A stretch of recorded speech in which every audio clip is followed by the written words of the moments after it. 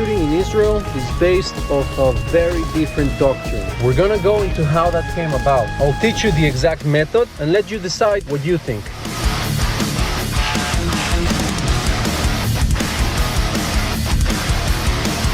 There's a lot of debate between carrying conditions on your weapon.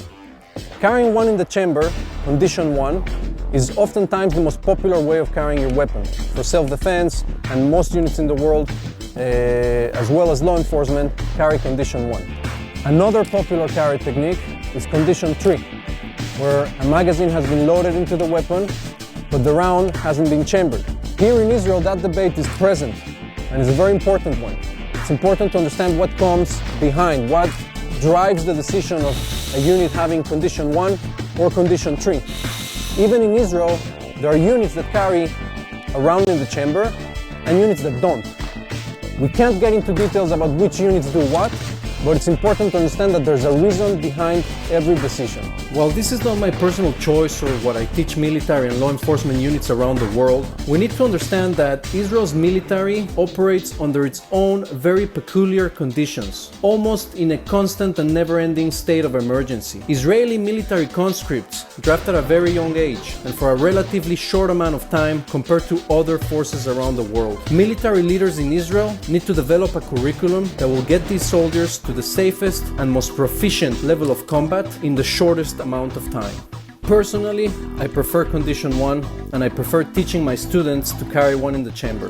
That decision is based on having trained both techniques, as well as having served in different units where I used both methods. But I will refer now to the correct and authentic way of performing the Israeli carry technique. The Israeli method of shooting is based on the isosceles stance, and it looks something like this. My feet are opening slightly, shoulder width apart. Whenever you see someone shooting like this is a perversion of the technique. This is something that went through the years and became more and more exaggerated. All you need to do is get on a comfortable stance that is natural for danger. I hear an explosion, I feel something's coming to hit me, I get into a stance that is basically natural against a force that is coming towards me.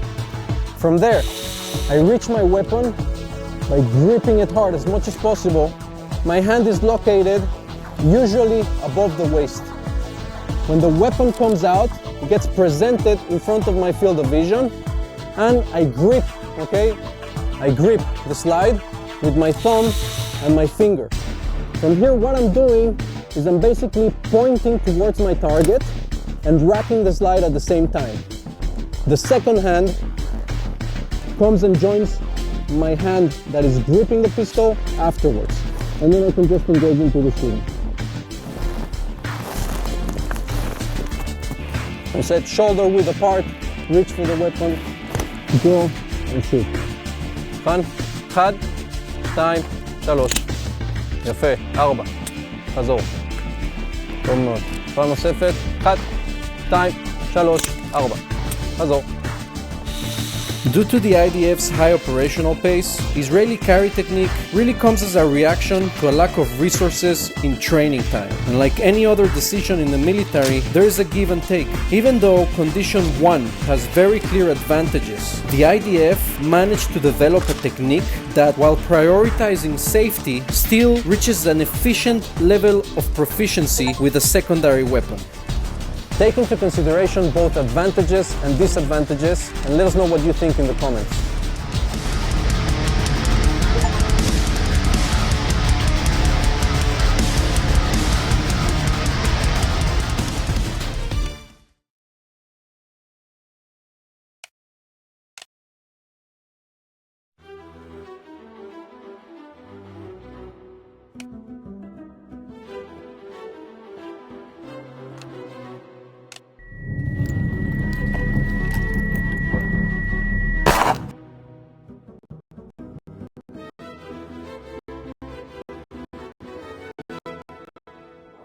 In this video, we're simulating